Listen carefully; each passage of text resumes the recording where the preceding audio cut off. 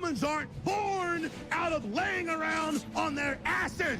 We're the dominant species. We built all this. We're powerful and we're beautiful and we're ready to build the next level of civilization in God's plan. If you love God and you want to build a pro-human future, you must become the victor. But you have to believe in yourself first. This is the truth, and everyone knows it. So, ladies and gentlemen, somebody posed a question to me that I think is fairly self-evident, but I think the question in and of itself is actually rather interesting. Why do people like myself criticize woke games and woke companies? Why am I so vociferous in my condemnation about individuals, companies, positions, titles, games, franchises? Why do I choose to go after these people in the way that I do? And the answer to that, at the end of the day, if you're getting past all of the minutia, all of the overhead, all of the big issues, at the end of the day, what I want is a more fair entertainment landscape, better products, and better value for money for the consumer. That's what I want. Wokeness just happens to be one of the biggest issues because, not just in terms of what it's represented in the games themselves, you can criticize the sort of degenerate cult-like fervor around a lot of these different issues, and I think there's a lot of validity to that.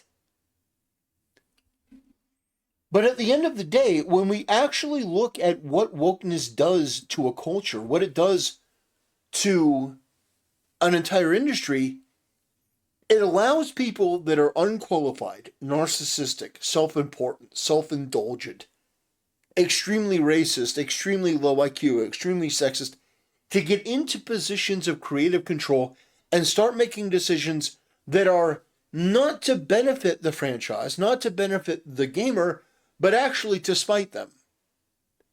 And so very often you'll get these rooms full of people where their motivation is not creating the best experience possible, the best, most dynamic experience possible that gives the player the best bang for the buck and gives them the opportunity to escape into this world. No, very often it's conversations about, microaggressions. It's conversations about microtransactions. It's conversations about, we need to correct for this, historical injustice. We need to make these sort of changes here. We need to have a hyper focus on this group here.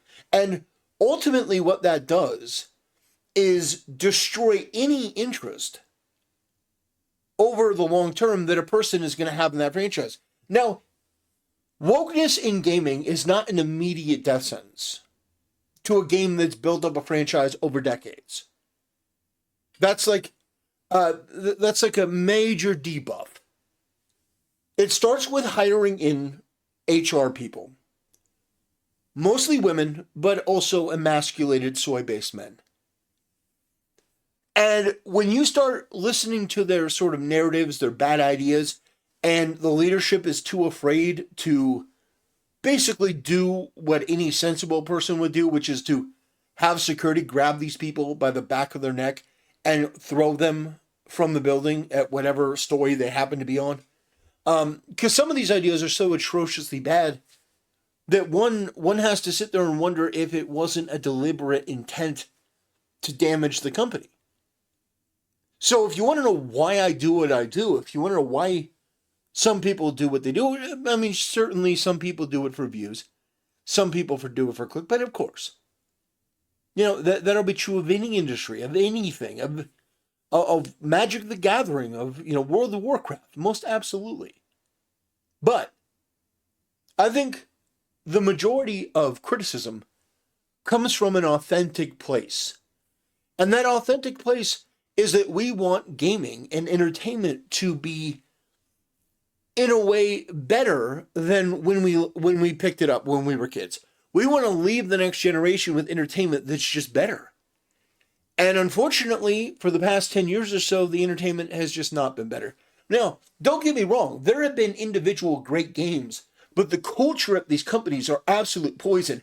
And over the last 10 years or so, we have seen a massive, massive decline, not only in the quality of the games, but also the ability to have a conversation between the consumer and the game development studio. And I think a lot of this was before 2013, but I think Mass Effect 3's ending and the response to that, I think that was a catalyst for a lot of the issues that we see today. That, in my view, was the progenitor of Gamergate. Because you had a game that felt like it was EA slop. It was a game that was being nickeled and dimed. The game didn't feel like Mass Effect. You had gamers that were saying this ending feels, by the numbers, it feels red, green, blue. There's not really any variation. We want some diversity in our endings.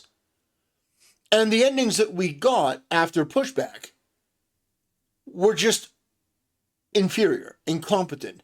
And BioWare has never recovered from that, by the way. But that, I think, was one of the biggest examples of a gaming company saying, no, we don't have to listen to our audience. We can, that is where the term artistic integrity became popular. That's also around the time that Anita Sarkeesian popped up. You remember Anita Sarkeesian? Boy, isn't that a blast from the past. But it was after that point where gamers became the enemy of the gaming press. There were article after article after article about how gamers don't need to be your audience anymore. Gamers are toxic, gamers are bad, gamers are cringe, gamers are embarrassing, toxic masculinity. They went full steam ahead with this leftist, communist, Marxist garbage. And you know what? People at first were sort of stunlocked. Because gamers by nature are actually very tolerant, very accepting people. And they were being told that they're bad people. Not just that they're wrong, they're bad. And so then you started to see all of the inclusion of this degenerate, weird, there's something off about Abby from The Last of Us 2. There's something off about the lesbian scenes in The Last of Us 2. There's something off about this. You don't know what it is. You can't really say it, or maybe you don't want to say it because you don't want to get canceled. But at the end of the day, you know that it's not right. You know that it's gross. You know it's weird. It's unnatural. And for some reason, they feel the need to push this into all the games. And they need to do it over and over. Beat you over the head with it. Put it into every single game that you play. Well, thankfully, there are some studios in Japan that said, no, we're not going to do that. And that's where I think the resentment comes from, because now you have a juxtaposition. Now you have a difference between the Western studios that are getting relentlessly mocked and the studios in Japan which are being endlessly praised. And if you want to know where, that's a whole other video, but if you want to know where I think a lot of the resentment for Japan comes from and why they want to change the race of the, artwork to be people who are black, or change the name, change anime characters to be black, and why they want to inject that shit, is because they are bitter and resentful at the fact that you reject all of their stuff, their ideas. They think they're superior to the Japanese. They think they have the superior culture. And yet, you choose them more than you choose these woke freaks. And they cannot conceive of that. They cannot imagine that. How could you do that? And more often than not, what ends up happening is this resentment comes out in the spiteful way in which they market and they present the games. And ultimately, when the game fails, and it does, and it will, they blame you. They blame you because you weren't smart enough to get it. You're too racist. You're too sexist. You're this, you're that. You're blah, blah, blah, blah, blah, blah, blah, blah. I mean, over and over and over about what a terrible person you are. And in the end, what that does is it creates animosity, it creates division, it creates chaos. And in the end, all of these smug, entitled people, eventually, they start to get laid off. They start to get fired. Sorry, we had to lay off 600 people. Sorry, we had to let 1,500 people go. Sorry, the XDefiant studio is shutting down. Sorry, we're cutting up Ubisoft like it's a Thanksgiving turkey. We're carving it up. Hey, Tencent, do you want the leg or do you want the wings? Do you want the legs or the wings? These people are doing real world damage, real world harm. People are losing their jobs. The cultures at these places are becoming toxic. Businesses, companies, studios are going out of business. The product that is being released is inferior in every way. IPs and franchises are burning to the ground. You know, Asmongold gives Dragon Age the Veilguard a 6 out of 10, which I personally don't agree with. I think that's an insanely high score. But Angry Joe gives it a 3 out of 10, which I think is more in the ballpark of what it actually is. But when you have somebody like Angry Joe, who is more amenable to this woke stuff, saying that this game hurt him, it actually physically and emotionally hurt him because he's a huge fan of Dragon Age, that tells you that this problem is not something you can sweep under the rug or ignore or downplay. And that's where people like me come in. See, what I want are these disgusting freaks. These freaks. I want them to be purged from these companies. I want these leaders in quotations, to walk into their own building like they're Anakin Skywalker enacting Order 66 and start handing out pink slips and termination forms. That's what I want.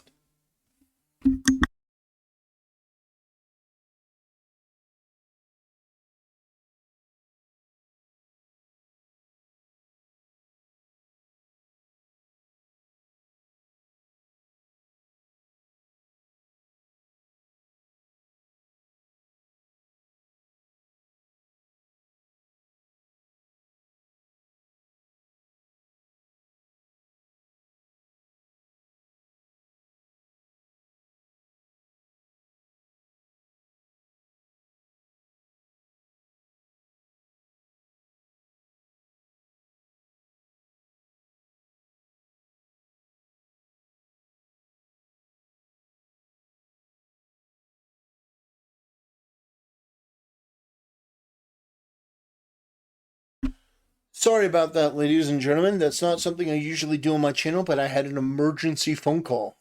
Not really ever had that happen before, but I had to interrupt that. I do appreciate you waiting. Nothing went out with the audio. It just, it was a phone call that was absolutely too important, and I didn't want to cut things off. But what I would like is a more healthy, more constructive gaming industry, where games are being created out of passion and love for the art form. Games are being made by people that want to listen. I'm playing Path of Exile 2. I am blown away by this game. The visuals.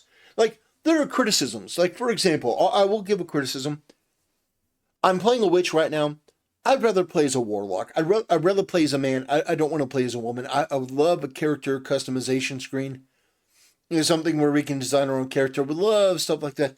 There are critiques here and there, but the company is actually listening, and the game is phenomenal, and it feels like they're actually putting in some effort and listening to people. Oh my God. Like, that should be the norm. I'm not seeing marketing about, about degeneracy and LGBTQ and other disgusting, abominable filth. I'm just seeing marketing about the game, and I'm seeing clips. I'm uploading clips. This is probably one of the first games I'm uploading shorts because I'm fighting the boss and I'm having such a good time. I wanted to record it. I wanted to play it. That's what I want for gaming. It doesn't mean that every game has to be Path of Exile 2, but it should be that these freaks within the industry should not ever feel welcome. They should not feel a sense of belonging. These people that espouse this DIB or DEIB, this diversity, inclusion, equity, and belonging, these people should not feel welcome anywhere in the entertainment space. These people that have racist titles, I'm the director of racial awareness for the discrimination against white people. These people should not feel comfortable anywhere. They should feel the same fear that you would hope that people in the KKK would fear. They are just as racist, just as bigoted, just as dangerous, just as toxic. It's absolutely unconscionable that we live in a society that's supposedly a civil society where we're judging people on immutable characteristics. I grew up enjoying games with characters who were black, who were women. It's like you never really had an issue with Lara Croft. You never had an issue with Barret from Final Fantasy VII. Blade was one of the coolest characters of all time. No one was like, oh, Goku is Japanese? Oh man, that's terrible. No, nobody cared about that because the content was good. And I think that is what we need to get back to. We need to get back to a merit-based system and have these parasocial, narcissistic freaks, these mentally ill, socially inept losers. They need to go either into a padded cell, or Elon Musk needs to hurry up and we need to launch these people into orbit. We need to, put them on Mars. Have them do something productive for once in their life. My point is, I do this to bring awareness to these topics in the hopes that one day we can get to a place that has a better environment for gamers, has a better environment for the developers, where we can create content for the fan. Because every time that Hollywood or one of these corporations steps in, they mess it up. Do I even need to bring up UCOG, Dragon Ball Evolution? That is part of the system that has a sickness within it that just doesn't want to give the audience what they know that they want. They have to meddle in some way, add in something. Oh, Goku's got to be this, or we got to change this, we got to alter this, we got to adapt this. No. People want a faithful adaptation, which is why already the Harry Potter series is taking it up the ass. A black Snape, that is the most hilarious thing I've ever seen. I have never seen a more just series-ruining announcement than Black Snape. Black Snape does a lot of things. First of all, it gets the noggin jogging. Well, is Harry Potter's dad going to be a racist? Is he going to be, because we saw that Harry Potter's dad was picking on Snape. Does this mean that he's going to be picking on a black guy? No. Oh, no. Snape is going to be the one that was picking on Harry's dad. That's got to be the change that they're going to make. Or that like a 42-year-old man tried out to play Hermione. Like, there's freakery, there's degeneracy, there's retardation, there's just absolute abominable filth. And I'm here to call it out because I want to purge it. I want to, like a paladin cleansing a curse and removing the stain of the scourge from Azeroth, I want to make a gaming environment that is for gamers, rather than gamers having to be subjected to the type of vitriol that they're subjected to damn near every day. From the media, from these companies, from these nitwits, from these narcissists, from these freaks, from these degenerates, from these bottom feeders, to these unctuous subhuman pieces of trash. I would like gamers to be respected, their voices to be listened to, and for the content that they want to actually be made and respected. And if that happens, I think that we would all be better off. I think the world would be a better place. Anyway, that's why I do what I do. Thanks for watching, ladies and gentlemen. Thanks for supporting the channel. I'll see you next time.